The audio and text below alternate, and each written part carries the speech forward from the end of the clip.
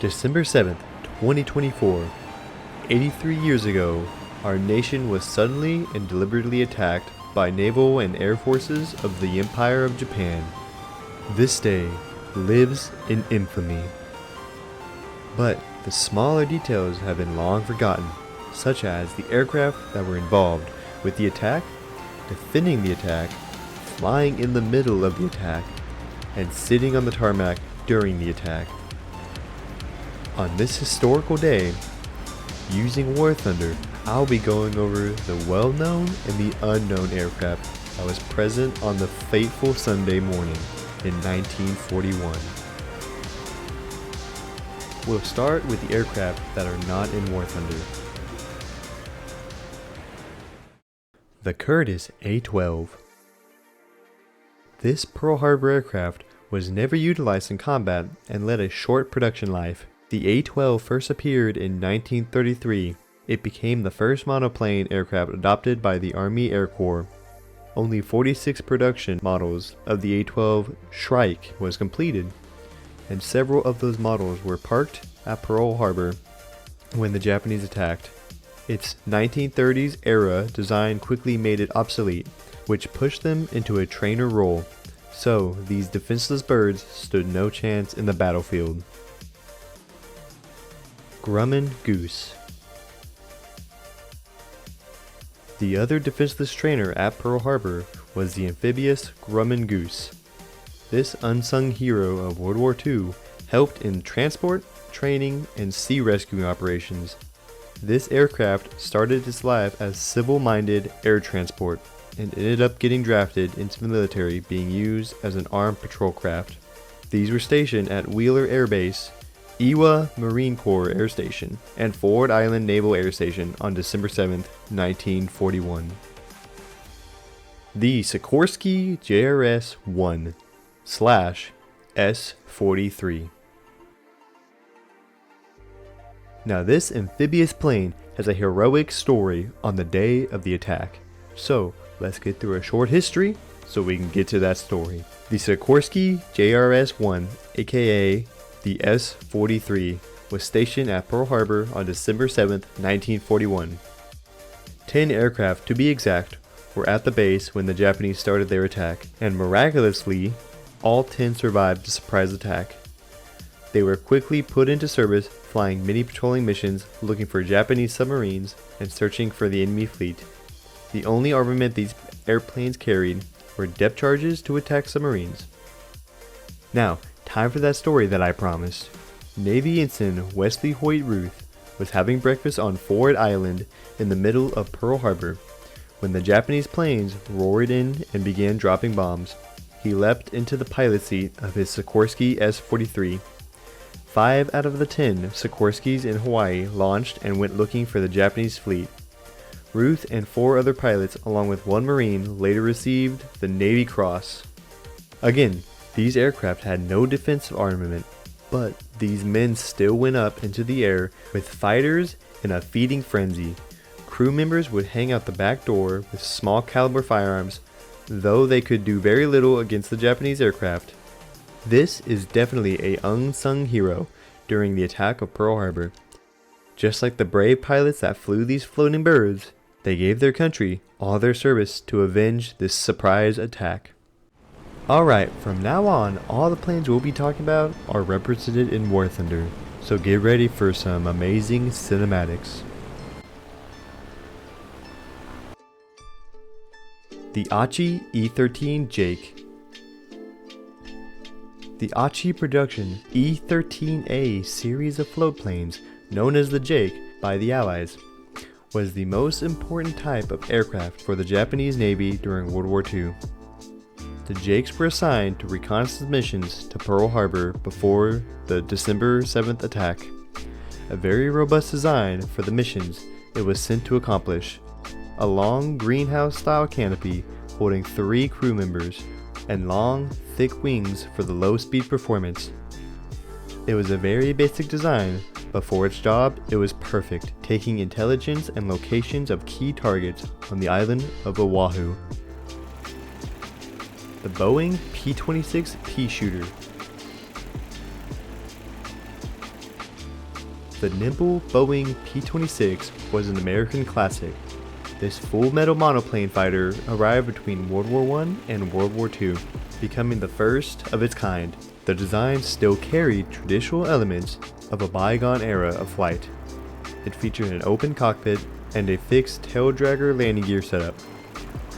These were retired by 1940, but unfortunately, there were about a dozen that were at Pearl Harbor for storage on December 7, 1941. The Vought OS-2U Kingfisher. The OS-2U Kingfisher served the U.S. Navy as a reconnaissance aircraft that would sit on a catapult on the decks of battleships. This is very similar to the Japanese E-13 Jake. The big greenhouse canopy housed the pilot and a rear gunner / observer. These were obviously on the battleships that were stationed with the Pacific Fleet at Pearl Harbor during the attack. If you've learned anything so far, leave a comment. And while you're down there, leave a like and a subscribe. Every interaction helps this channel grow. So in advance, thank you. Now let's get back into the planes of December 7th, 1941. The Douglas SBD Dauntless. The Douglas SBD Dauntless dive bomber served as a key player in the U.S. Navy war effort. Despite being a product of the 1930s, it continued to take to the skies even while more advanced American warplanes came into the squadrons as the war continued. The SBD Bureau number 2106 was present during the attack of Pearl Harbor, being assigned to an aircraft pool on Forward Island and served in Bombing Squadron VB-2 aboard the carrier Lexington. This particular SBD survived the attack by the Japanese and later would take the fight back during the Battle of Midway. The Douglas B-18 Bolo. The twin-engine B-18 Bolo was the first Douglas medium bomber. It offered a combat version of the DC-2 commercial transport, and no, not the DC-3, that would have another legacy. Douglas produced 370 of these early medium bombers. These numbers at the end of the 1930s allowed the Air Corps to train bomber crews. The B-18 comprised most of the bombers deployed outside of the country as the US entered World War II. Two bomber groups, the 5th and the 11th, flew the B-18 Bolos and were based on Hawaiian airfields when the Japanese attacked the island. The majority of 33 B-18s were destroyed during the attacks. The Douglas A-20 Havoc. The Douglas A-20 Havoc proved a suitable and adaptable light bomber and night fighter for the Allied forces of World War II. The airframe succeeded with its speed and firepower. Production topped over 7,000 units. Sadly, like the B-18 Bolo, multiple A-20s were in the thick of action, but did not get any chances to get to their skies to defend their own territory. They did get their revenge going into the Pacific Theater after that fateful day.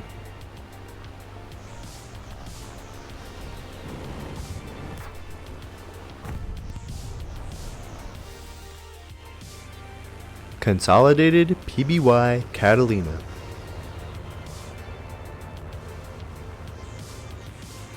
The role of maritime aircraft played a huge part in the military aviation since World War I, and the PBY Catalina might just be one of the most famous American maritime aircraft. The PBY's role in the attack began at 7 a.m. when a patrolling Catalina found a Japanese mini-submarine just off the entrance to Pearl Harbor. But by the time that this message was decoded and passed on to Sin CPAC, the Japanese bombs had began falling on Pearl. In fact, the attack began when a Vought dive bomber dropped a 550-pound bomb on Ramp 4 at the south end of Forward Island. This bomb hit among Patrol Squadron 22's 12 aircraft. In the blast and subsequent fire, 7 VP-22 Catalinas were destroyed and the remaining 5 were placed out of commission for a couple of days. Other patrol squadrons did little better. Of the 61 Catalinas that were available on Oahu that morning, all but 11 were destroyed or temporarily out of action. Now, time to get into the well-known aircraft that were present during Pearl Harbor. The Curtiss P-36 Hawk. If you know anything about World War II, or watch my first Forgotten History, you knew this airplane was going to be on this list. Though, the P-36 got into the air and worked to defend Pearl, out of the planes that are known, the P-36 is on the bottom of that list. The predecessor of the mighty Curtiss P-40 Warhawk, the P-36 Hawk wasn't as strong in the firepower department, but where it lacked in the offense, it succeeded in maneuverability. The Curtiss's P-36 did score 2 confirmed kills on 2 A6M0s, so even this old fighter still had some fight in its soul on December 7th, 1941.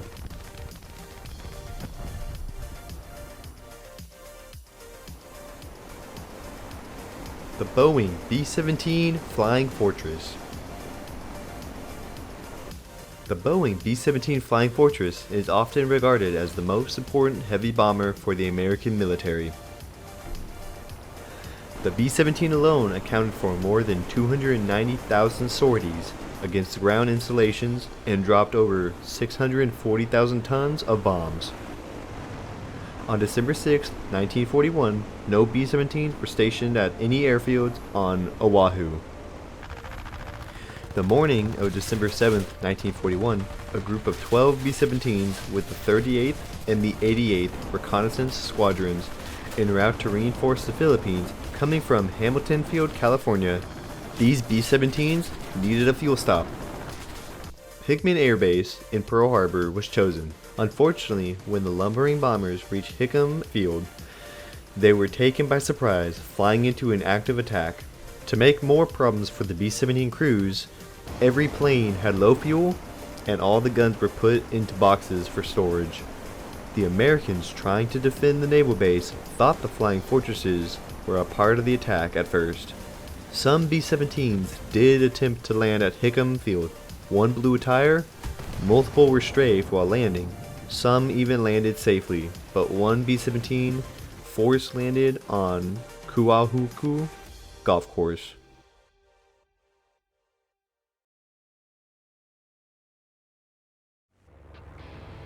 The Curtiss P-40 Warhawk. The Curtiss P-40 Warhawk, the newer, faster, stronger, and sleeker replacement for the Curtiss P-36 Hawk, the Warhawk won its fame from fighting with the American Volunteer Group, AVG, over in China against the Japanese. This earned them the iconic nickname, the Flying Tigers.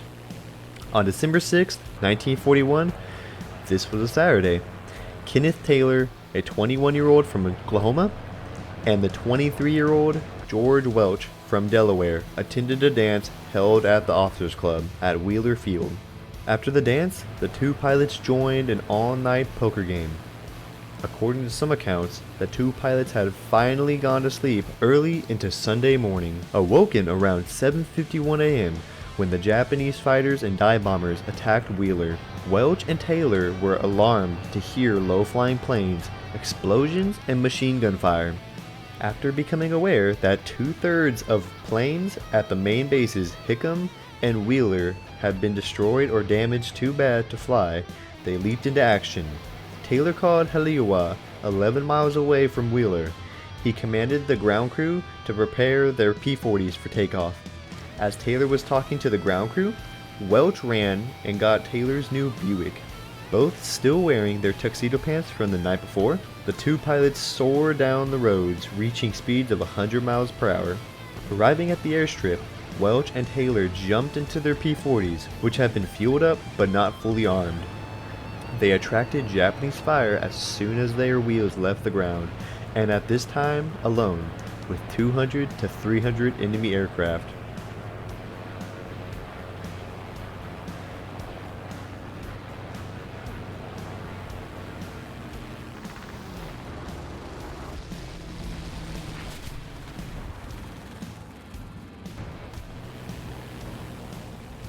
When the ammunition belts ran dry, they both landed at Wheeler Airfield to reload. On the ground, senior officers repeatedly told them to stay on the ground, but as the second wave of Japanese raiders flew in, scattering the crowd, Taylor and Welch took back off in the midst of the swarm of Japanese aircraft.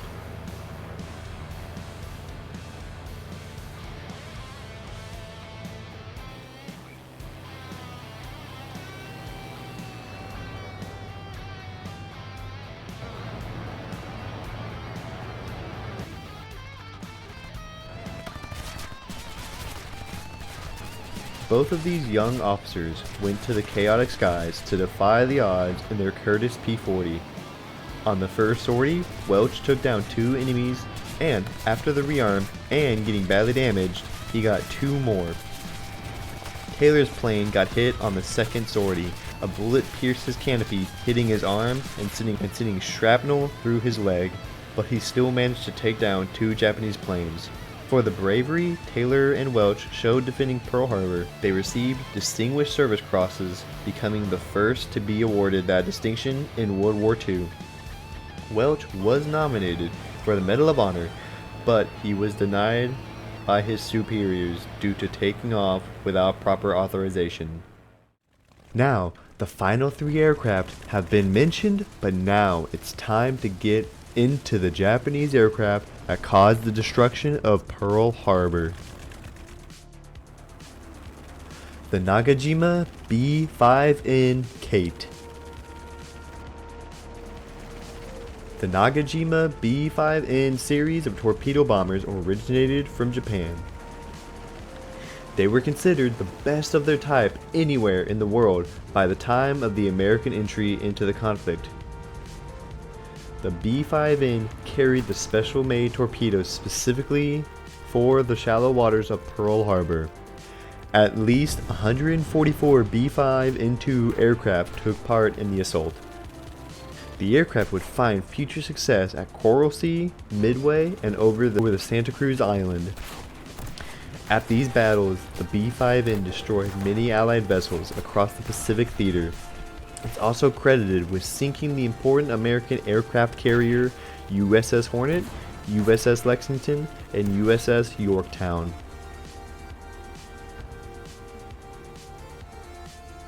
The Aichi D-3A Val. The D-3A, nicknamed the Val, was a Japanese dive bomber that was thought to be extinct when the war in the Pacific started. This rumor was shattered when the Japanese attacked the Pacific Fleet stationed at Pearl Harbor, as the D-3A Vals made up the majority of the Japanese air raid.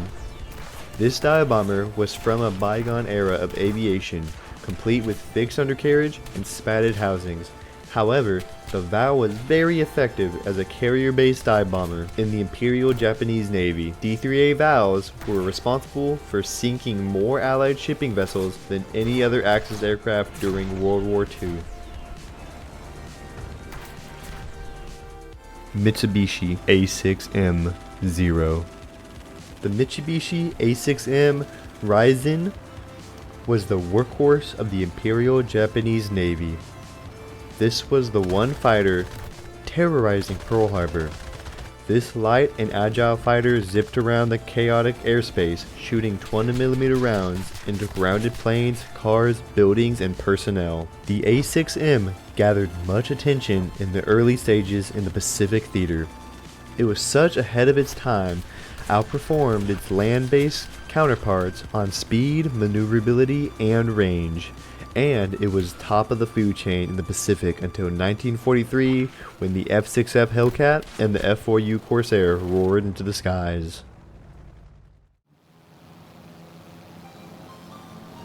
I hope this breakdown of the aircraft of Pearl Harbor was helpful and interesting way in remembering the sacrifices made during this terrible historical day in America's story. If you would like to know more about any of these planes mentioned in this video, leave a comment. And while you're down there, leave a like and hit the subscribe button. Every action helps this small channel grow, and I appreciate every action. So, don't let December 7th just become December 7th.